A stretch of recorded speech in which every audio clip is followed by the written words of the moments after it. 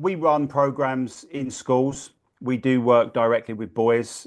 We started off doing our work with secondary school boys, but we soon realised that we may need to have some of these conversations a bit early. So now we run programs from primary through secondary school and on to higher education. They change in the length of their program depending on the age, but they are all very similar in their approach. They're all about creating safe spaces for boys and young men to have some of the conversations that Michael just alluded to, having conversations about manhood, masculinity. And really our job is, when working with boys, is to give them the freedom to think about what kind of men they want to be in today's world. And before I go on to sort of sharing some of the messages, I think it's probably important that I share how we try to have that impact and how we try to give them messages. For us, it's all about creating the right environment for boys to feel seen, feel heard. These have both been mentioned already. And to do that, we generally work with fairly small groups. So we work with groups of around 12 to 15 boys. And we make sure these boys have been really carefully selected by the school that we're working with. And obviously we provide guidance with that. And really, when talking to schools, we look at this from two angles. So one could be to choose boys that they feel would really benefit from having the opportunity to take part in our program and have these important conversations. That could be boys they feel are missing out on opportunities, maybe outside school, maybe not having regular male direction or guidance at home. It could be boys that they feel quite struggling with their own mental health in some way. So that's one angle. And the other angle, which really brings us on to sort of like the longer lasting impact, is to choose boys that they feel following our program could go on to have more of an active role within their community and certainly their school community. So that could be becoming peer mentors or male champions as a way of promoting the conversations and messages that we've given them and we've discussed to a wider audience. So mentoring the younger children and men around them within their setting. And this allows us to start to think about having a little bit more of a bigger impact and trying to shape relational culture moving forward. As far as the messages that we give them, so our program is really split into two main halves, essentially. The first half is all focused around them. So we feel it's really important that we help them understand themselves in a better way. And as I said earlier, giving them that safe space to start to think about what kind of men they want to be in society. And we do this through various activities, conversations and debates. But what we usually do with boys is we start all of our sessions with boys to really open up the room to them, give them the opportunities to find out where their head's at. And this gives us a great starting point to move on from. So that could be running some really sort of fun icebreaker activities, get in the room, creating that safe, comfortable space, making everyone feel comfortable in sharing, moving around, talking, things like that. And one thing that Chris mentioned right at the start, we do a really fun activity and it's exploring them. I think you use, Chris, the real man or a good man. So we may say to them, choose a word associated with being a real man. And as you can probably imagine, they're the words. Then we instantly sort of hear words like, big, strong, brave, tough, being built, physically built, having money. Obviously, most of these are either very visual or physical sort of masculine traits or the stereotypical interpretations of what they think a man is. And that's our starting point. And we talk about these words. But what it does to me, and we can build on this, is it immediately identifies, and it's the same no matter what age. This could be a group of 10-year-olds or a group of young adults that are about to leave college or university. It identifies to us that most of these boys are inwardly grappling with what they think a man should be. And that's not to say that most of the things that come out right at the start are not positive, because pushed and used in the right direction, these can be really great, healthy ways of displaying masculinity. But what it does is it allows us to it gives us a platform to start to have the opportunity to have a little bit more serious conversations. And we can get the boys to start thinking about looking inwards and looking at more of their personal qualities, their values, and how they really shape our interactions with others. So as Chris mentioned, we will change the dynamics to that first activity, and we'll ask them what they think words associated with a good man.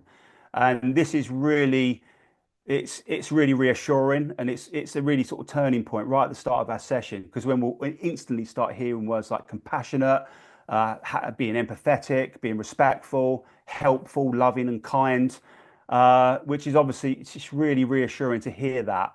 And that allows us to start talking about these two lists of words. We can start combining them. And then we can start to explore with them how these qualities and how our values really do shape us as men and have an impact on our interactions and how they form relationships with others. And then that gives us a great start to explore some other conversations. So we may talk with them. And again, this is all about giving them the opportunity to feel heard and seen. So we may ask them, we'll have conversations about the pressures they face growing up as young men in today's world. We can look at what they associate, the hardest things they associate with being a man. That allows us to talk about gender roles and stereotypes and gender roles. We can then explore and take a deep dive into our emotions, our insecurities, and why as men we quite often feel like we try to hide certain things. And it's all about giving them the freedom to understand themselves, promoting how they can support each other, being open, finding strength through being vulnerable and things like that. And we have lots of open discussions about it. As I said, this starting point is all really about allowing them to understand themselves and building self-worth and allowing them to now have a platform to move forward. And that second half, moving forward of our program, is really focused around other people. So we start with them, then we look at others. And we usually start this part of our sessions exploring the online world. So we'll look at the messages and the images and portrayals of masculinity they are exposed to online.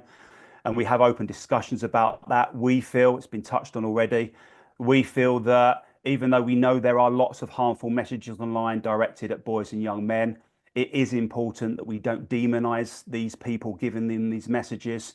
We run the risk of shutting down the conversation if we do, and that can make these people seem more valuable. So instead, what we do is we explore the content with them. So we challenge them to look at these messages through a critical lens.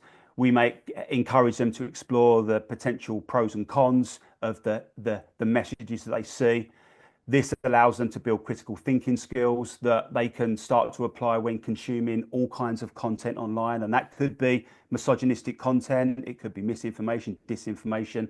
In fact, these critical thinking skills allows them to apply these in their offline life as well through their interactions and actions with others. And then this brings us on to looking at communicating with other people. So again, a couple of things have been mentioned already. So we explore banter with them. We explore how they interact with their peers, the appropriate use of banter and where that line is if you cross it. We look at the intentions and the power behind the words and how they shape our interactions.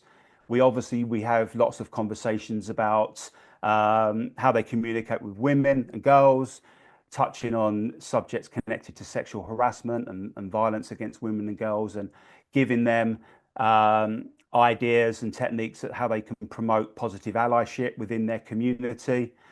And then towards the end of our program, we get them to think about moving forward. So that's where we can start to think about what kind of friends they want to be, what kind of partners, even what parents they want to be, looking at role models. And really the end result with all of this work is, again, to give boys the opportunity to feel seen and heard, is really about helping them leave our program. And we support schools in what they can do after we work with them, but to leave our program feeling like they are actually amazing role models. They are leaders. They are a benefit to their community, to really try to give them that self-worth that allows them to promote that moving forward with other people.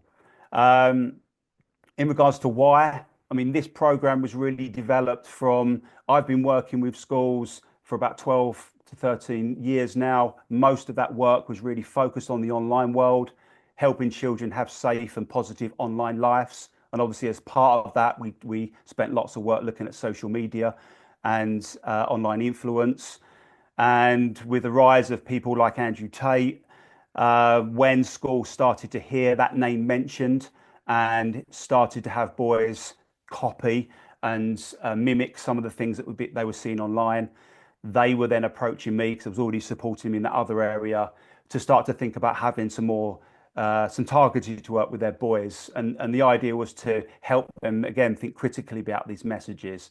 But it was really through these conversations with boys that it unpacked a lot more. And it really unpacked why people like Andrew Tate and others were so valuable to them. So I would hear things like, no one understands us, people think we're a problem. They would always obviously refer to terms like toxic masculinity.